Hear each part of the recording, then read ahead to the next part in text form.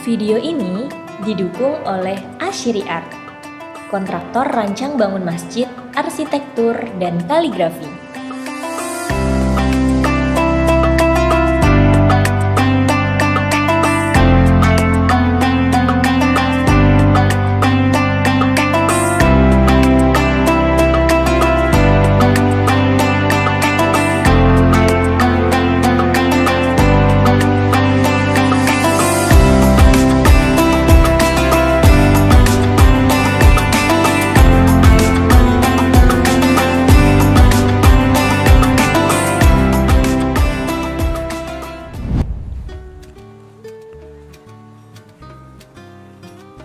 Untuk penyusunan khot diwani ini ada yang perlu kita perhatikan.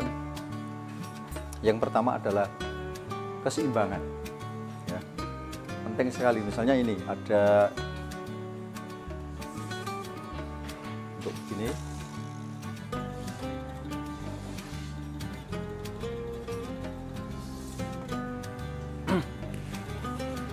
Ini rata, ini melengkung, ini rata, melengkung, rata ya.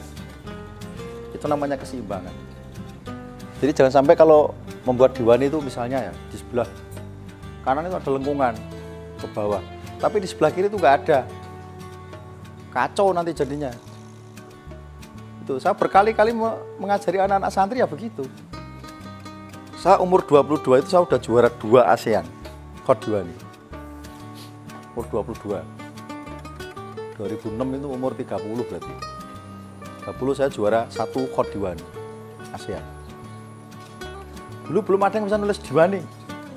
Saya juara diwani itu belum ada yang bisa nulis diwani. Ada tapi ya begitu-begitu amat, jelek-jelek itu. Saya melahirkan kaligrafer dari PSKG yang juara diwani baik tingkat ASEAN atau internasional. Itu dari dasar-dasar ilmu yang saya dapatkan selama ini.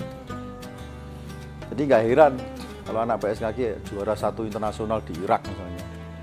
Ada beberapa waktu yang lalu misalnya Ustadz Mu'alimin misalnya. Atau ada Ustadz Rifki, ada Ustadz Nu'man dan yang lain-lain. Itu ya karena ketekunan dan keuletan, juga tertib dan disiplin dalam berkarya. Kalau usulnya ijazah izat. Misalnya kalau lomba di tingkat internasional di Turki itu pakainya izat, kamu jangan pakai gozlan. Cari musuh sampean. Uslubnya uslub izat yang dipakai kan gitu. Lomba ASEAN misalnya, oh ini usulnya siapa ini, jurinya siapa? Kalau jurinya dari Ircica, otomatis gayanya gaya Turki, izat kan gitu. Kalau di tingkat ASEAN gozlan aja pakainya. Jadi beda-beda mas. Kalau di Indonesia dulu angkatan sekitar 2000-an rata-rata diwani ya Hasimi. Kalau sudah diwani ya udah Hasimi aja. Salah satu Ustadz Isep itu guru saya itu demen banget khot diwani Hasimi. Suruh bikin khot yang lain tuh kayaknya nggak tahu bisa apa enggak saya nggak tahu. Tapi memang dari dulu Ustadz Isep Hasimi. Tulisan khot diwani baik dari karya-karyanya sampai saat ini diwaninya Hasimi aja. Beliau itu termasuk pengagum Hasimi. Naskinya juga Hasimi, sulusnya juga Hasimi. Jadi saya belum pernah lihat Ustadz Isep nulis model gaya Sauki itu belum pernah lihat. Tapi Pak, paling tidak Anda harus bisa menguasai dasar-dasar itu. Jadi bukan berarti Hasimi itu jelek, bagus Hasimi itu. Hasimi itu nggak ada tulisan yang kaku-kaku, nggak ada, lembut semua tulisannya. Goresnya itu lembut. Ya tidak mematah-matah gitu ya. Kalau di Sauki kan ada unsur beberapa huruf yang terus matah gitu ya. Ya, kayak patah gitu loh, keceklek gitu bahasa Jawanya itu. Sengaja dipatahkan gitu atau goresnya itu seolah-olah itu mematah gitu. Kalau Hasimi kan lembut, itu sudah ada pengolahan-pengolahan. Hasimi sendiri juga mengakui Mbah Hasim Muhammad itu bahwa saya itu terpengaruh dari karya-karya, salah satunya adalah Muhammad Sauki. Gurunya Hamid Alamidi juga terpengaruh dari mereka-mereka itu. Di Turki, karena beliau juga tasghihnya juga sama Mbah Hamid Alamidi. Jadi belajarnya belajar otodidak, tapi beliau tasghihnya sama Hamid Alamidi. Bahkan 2 kali mendapatkan ijazah atau penghargaan. Semacam pengakuan, ijazah takdiriyah gitu maksudnya. Pengakuan bahwa ini loh tulisannya bagus. Meskipun tidak langsung belajar langsung kepada Hamid Al-Hamidi dari nol, tidak. Nah memang tradisi di Baghdad nulis kaligrafi juga udah Hasyim itu dari kecil, kan begitu. Jadi ada mata rantai ilmu yang dipelajari dari para guru-gurunya Hasyim Muhammad itu. Ya, kemudian di bawah sini ini rata, ya udah rata aja. Gitu. Misalnya ini dipanjangkan, bisa aja panjangkan di sini. Cuman musliman ini kalau saya bayangkan untuk ditarik panjang kayaknya kurang enak. Jadi lebih bagus dipendekkan. Itu pun pakai fil, Mas. Wah, ini nggak enak ini kalau saya panjang. Jadi dibayangkan, jangan asal asal dipanjang-panjangkan aja, bebas itu. Kalau sekiranya nggak enak jangan dipaksa. Ya nanti jadinya jelek. Itu, Mas ya. Itu yang jadi perhatian utama. Jadi kita bikin karya juga harus dipertimbangkan unsur-unsur itu.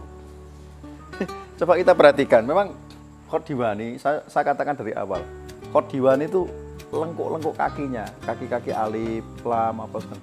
Itu seperti berjinjit-jinjit gitu. Jadi seolah-olah itu jalan itu melandai-landai gitu. Kayak model lah gitu. Jadi huruf itu nggak terkesan kayak gagah. Kalau sulus kan gitu kan, gagah gitu. Wah, gagah. Kalau Diwani itu lentik gitu. Lentik dan melambai-lambai gitu bahasanya. Melambai-lambai. Kayak nyur melambai gitu. Ada goyangan-goyangan padahal itu diam. Padahal huruf itu kan diam, mah. Tapi seolah-olah kayak menari-nari kan gitu. Kata penyair Al-Utabi dalam kitab-kitabnya itu, kitab syair tentang khot itu. Keren sekali. Jadi kalau saya gambarkan ya, misalnya rok ya, ini yang ditanyakan Mas Heru kan rok ini. Kok mirip seperti sepatu? Ya memang sekilas gitu. Kita buktikan ya.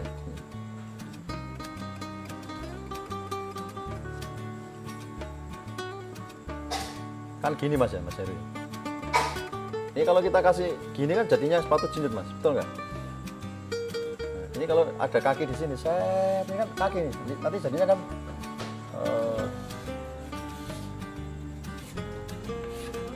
kaki ya, anggap aja ini kaki.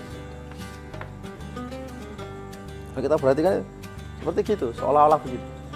Dan Anda bayangkan itu terus nggak apa-apa. Bayangkan selalu kaki wanita, jadi dengan kaki wanita itu siapa tahu itu menjadi salah satu sebab atau wasilah Anda itu suka dengan perempuan dan menikah dengan perempuan. Dibayangkan apa boleh lah gitu. Yang penting Anda paham dan ketika menggoreskannya itu betul. Betul seperti yang dimau sama Muhammad Izzat itu gitu. Jadi rahasia pertama ketika kita memahami uslubnya Muhammad Izzat itu ya jeplak dulu nggak apa-apa kok. Jeplak dulu kalau misalnya kesulitan jeplak. Kemudian diukur-ukur sendiri pakai titik. Ya. Kalau sudah mulai mapan kita tiru sepersis-persisnya. Kalau belum sama, hapus lagi, ulang lagi, berkali-kali itu. Sekali, 2 kali, 3 kali, sampai 1000 kali baru sama, nggak apa-apa. Memang begitu, memang ada waktu khusus. Minimal ketika Anda itu bercengkrama dengan huruf-huruf itu, ya berilah waktu lah, minimal 2 atau 3 jam sehari. Kalau nggak bisa, 1 hari aja 1 jam. Istiqomah itu tiap hari. Itu. Makanya ada istilah al-istiqomah itu ashabul karomah. Orang yang memiliki keistiqomahan dalam bidang apapun, dalam bidang belajar, dalam bidang ilmu apapun lah itu, profesi apapun juga, dia akan menumbuhkan keberkahan dan karomahnya sendiri dan kemuliaannya sendiri, Mas.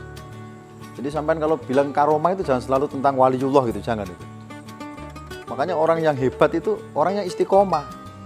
Nilai ibadah yang tertinggi dalam agama Islam itu kan istiqomah kan begitu. Apa artinya kalau Anda itu sehari ngelukis langsung 10 gitu misalnya, 10 karya. Tapi 3 tahun nggak ngelukis lagi gitu. Kacau kan itu kan. Akhirnya rancu hidup itu. Yang bagus bagaimana? Istiqomah berkarya, tiap hari menggores. Coba perhatikan di dalam karya-karya Sabah Arbili. Saya itu sangat senang dengan Sabah Arbili. Sabah Arbili itu beliau juga kaligrafer klasik yang juara berkali-kali dalam beberapa lomba kaligrafi tingkat internasional Ircica. Tapi ketika melukis itu produktif sekali. Sehari itu melukis itu cuman berapa menit itu jadi. Lukisannya ya begitu-begitu, abstrak-abstrak begitu. Tapi jangan tanya ketika nulis kaidah kan gitu kan. Keren sekali gitu, sempurna gitu. Di Sulus Adi juga beliau pernah juara 1, di Naski juga pernah juara 1. Bahkan Ehab itu pernah kalah sama Sabah Arbili itu. Coba lihat karya-karyanya itu. Sabah Arbili gitu di Instagram. Itu karyanya kontemporer, Mas. Artinya kalau zaman sekarang kan bilangnya kontemporer. Kalau menurut saya kan melukis kaligrafi modern gitu. Modern gitu. Asik gitu. Kalau bahasa Inggrisnya kontemporer, Mas, kontemporari gitu.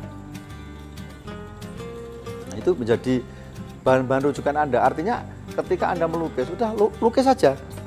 Jangan takut pakai kaidah ini, pakai kaidah itu. Nanti kalau dikritik orang gimana atau nggak disenengin orang gimana, loh. Antum nggak usah mikir itu. Saya melukis kan enjoy aja kan? Iya kan? Enjoy nggak kalau saya pas melukis itu? Bebas aja kan?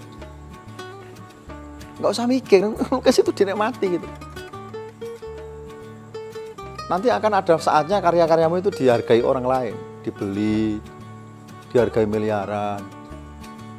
Karya-karya Basuki Avandi, karya ya Ade Pirus masih hidup ya. Karya Sadali itu mahal sekali, Mas, miliaran itu. Bahkan di museum itu Basuki Abdullah ya di Jogja ya, Mas Heru. Ya Avandi juga. Itu harganya mahal-mahal sekali, 4 miliar, 3 miliar itu. Yang beruntung siapa? Anak keturunannya kan. Tidaknya antum sekarang itu oke lah, saya belum punya nama, tapi yang penting berkarya. Makanya kalau dalam kata-kata penyair, kalau Anda ini bukan anaknya pejabat, bukan anaknya orang kaya, udah menulis aja lah, berkarya aja. Ya enggak? Karena karya itu yang nanti akan mengangkat derajatmu. Dan kamu akan dikenang selamanya di situ.